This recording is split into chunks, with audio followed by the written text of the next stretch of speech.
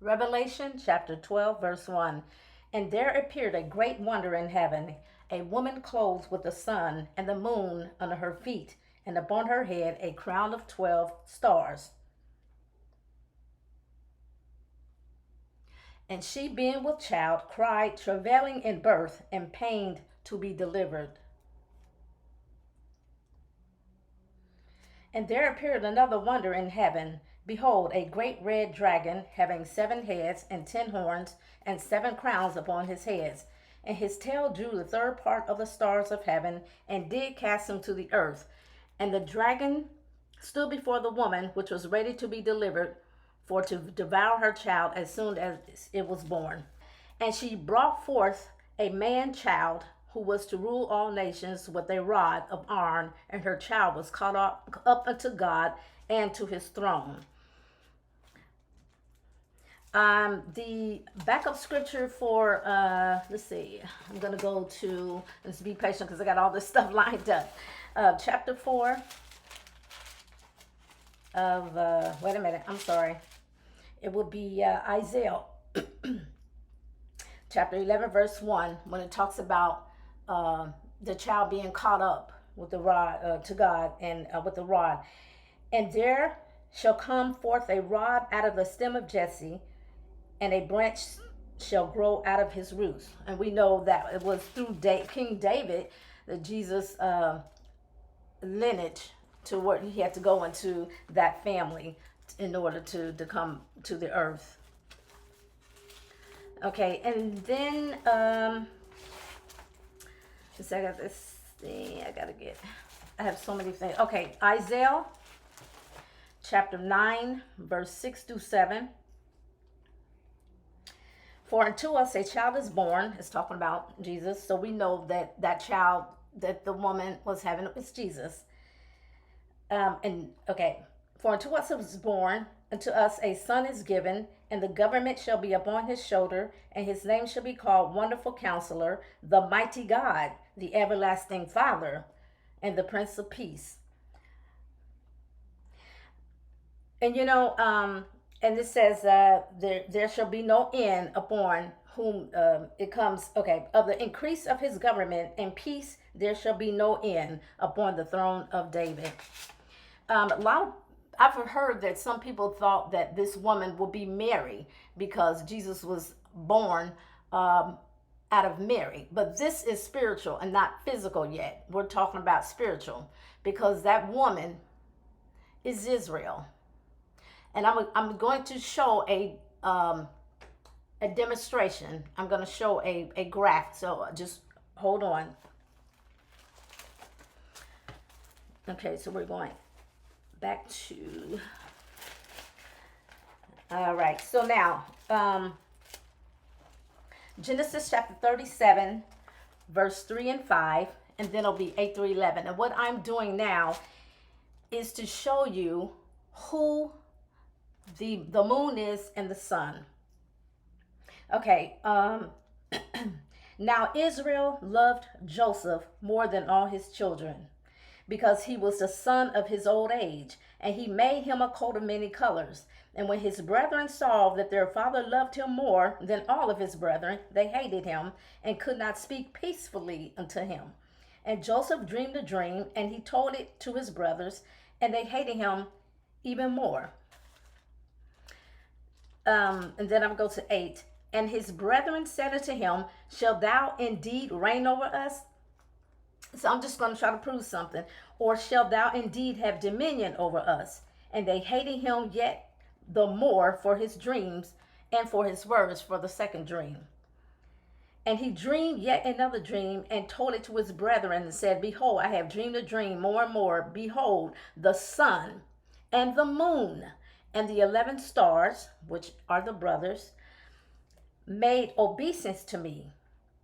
And he told it to his father, Jacob, and to his brethren. And his father rebuked him and said unto him, what is this dream that thou hast dreamed? Shall I, when he said, he was talking about the moon and the sun, he said, shall I and thy mother and thy brethren indeed come to bow down ourselves to thee to the earth?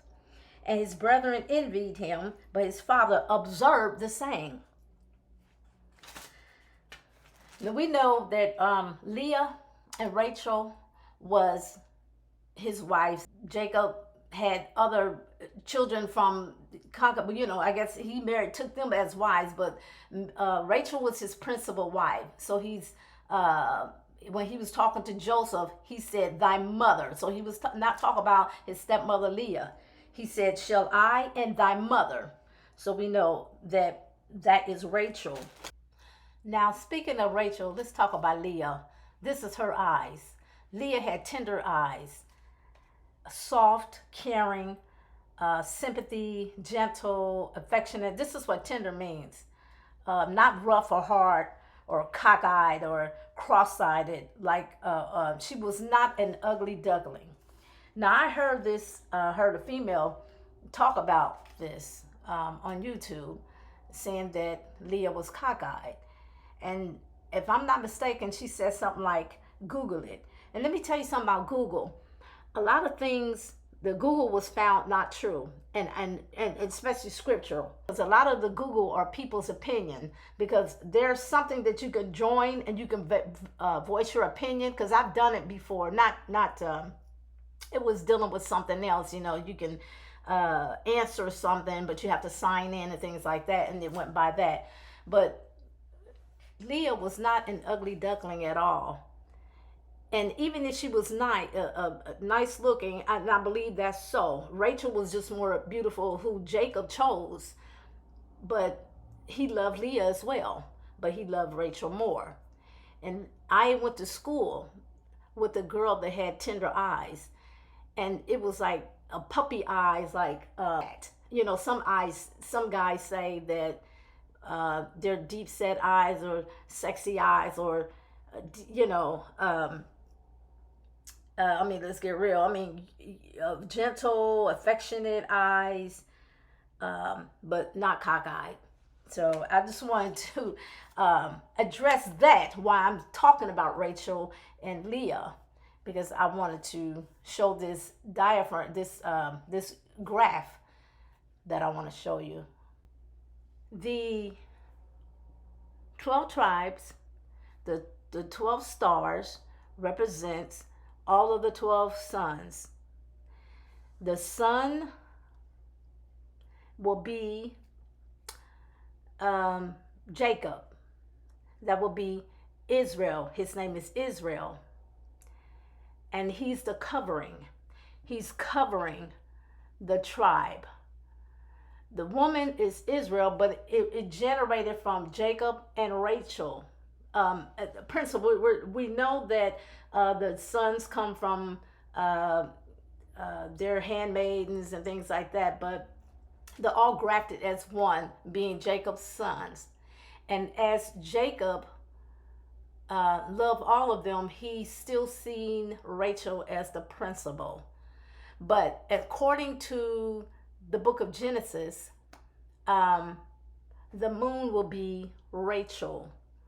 As Jacob said, "Are you saying that I and your mother, as being the moon and the sun, and the stars will be the brothers that will bow down to you?" But then he understood it later. But the brightest sun, the strongest light, and the moon being the lesser light, it took both of them to produce these boys, these young men. And these men had children. And by them being at the top, the crown, it spreads, it covers that whole image we call woman. It's not Mary, but it's Israel. And Israel, which let's just say Jacob's children was to dwell in that land.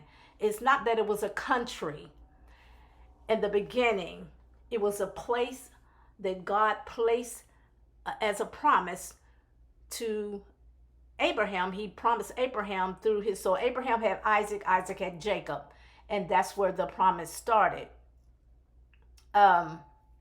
Because it had to be as Abraham sacrifice. Well, he was going to sacrifice his son, but since the promise start to from Jacob to his lineage Isaac, then Isaac had to have children. So it was his sons, Jacob's children. Jacob's children. So that's a whole unit.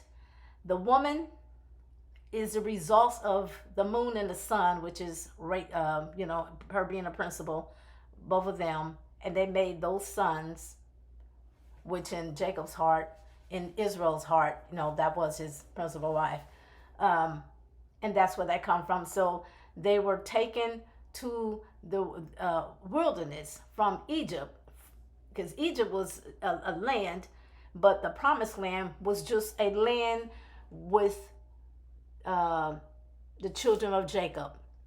The people knew that they come from Jacob. That's his grandchildren's and children's children. This is like if your last name was Anderson. All the Andersons, grandchildren, great grandchildren, these and that, all of them come from the siblings, will be a place where they dwell. And they said, well, all of them belong to the Andersons. So it's the land of the Andersons. That's Jacob's children. That's Israel's children. That is the land of Andersons. That's the land of Israel. So it wasn't a country. And I know that by and by, it was made a state in the 1948. Not way back, 1948. Yeah, not way back then. As I stated before, I understand about the handmaidens, and they had Bilga, a whole lot of other handmaidens were to make up the brothers. I understand that, but I just said they all accepted all of the children as their own, but just referring to the fact that Rachel was the moon, and Jacob covering her, being the higher light, her being the lesser light. All right, thank you.